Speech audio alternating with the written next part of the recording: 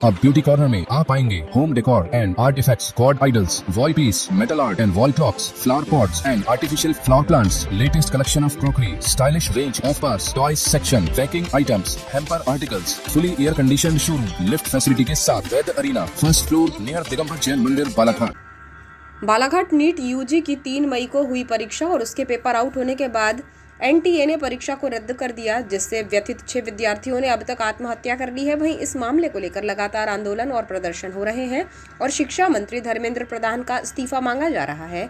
तो वहीं दूसरी ओर एनटीए ने नीट यूजी की पुनर्परीक्षा के लिए आगामी 21 जून की तिथि निर्धारित की है।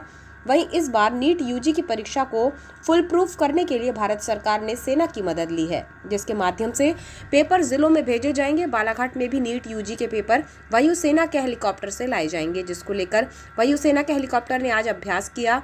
वायुसेना का हेलीकॉप्टर सुबह पहुंचा और पुलिस लाइन हेलीपैड पर लैंड करने के बाद तत्काल ही उड़ान भरकर रवाना हो गया, जिसके लिए पुलिस लाइन में विशेष सुरक्षा व्यवस्था की गई है। वहीं परीक्षा नोडल अधिकारी डिप्टी कलेक्टर राहुल नायक ने बताया कि बालाघाट के 8 परीक्षा केंद्रों में आगामी 21 जून को नीट यूजी परीक्षा का आयोजन किया गया है, जिसके पेपर इस बार वायुसेना के हेलीकॉप्टर से बालाघाट पहुंचेंगे, जिसके बाद स्ट्रांग रूम में पेपर जमा करने के बाद प्रशासनिक वाहनों से पेपरों को परीक्षा केंद्र भिजवाया जाएगा। जबकि केंद्र में परीक्षा की सुरक्षा को लेकर परीक्षार्थियों के रजिस्ट्रेशन, बायोमेट्रिक जांच और जैमर की व्यवस्था एनटीए की ओर से की जाएगी। उन्होंने बताया कि जिले में इस परीक्षा में 3112 परीक्षार्थियों के परीक्षा में बैठने की व्यवस्था सभी केंद्रों में की जा रही है।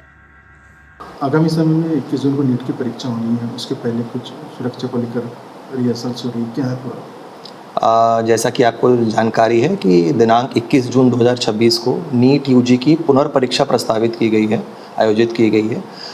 उसके लिए पोस्टल विभाग से प्राप्त जानकारी के अनुसार जो परीक्षा प्रश्न पत्रों का जो परिवहन है वायुसेना के विशेष हेलीकॉप्टर के द्वारा किया जाएगा जिला मुख्यालय पे। तो एक तो वो अतिरिक्त है जानकारी। दूसरा, एनटीए से लेटेस्ट प्राप्त निर्देशों के अनुसार जो परीक्षा प्रश्न पत्र हमारे स्ट्रांग रूम में आ जाएंगे, उसके बाद उनका परिवहन परीक्षा केंद्रों तक किए जाने के लिए प्रशासन के द्वारा उपलब्ध वाहनों में कराया जाएगा। ये 2 अतिरिक्त चीज़ें हैं।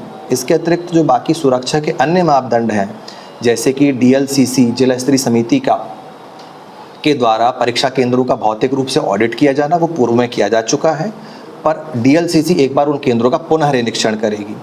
इसके अतिरिक्त फ्रिस्किंग के लिए, रजिस्ट्रेशन के लिए, बच्चे के बायोमेट्रिक वेरिफिकेशन के लिए और जैमर्स के लिए एनटीए के द्वारा ही आउटसोर्स एजेंसी अपॉइंटेड रहेगी। वो सब इन सब कार्यों को सुनिश्चित करेगी केंद्रों पर।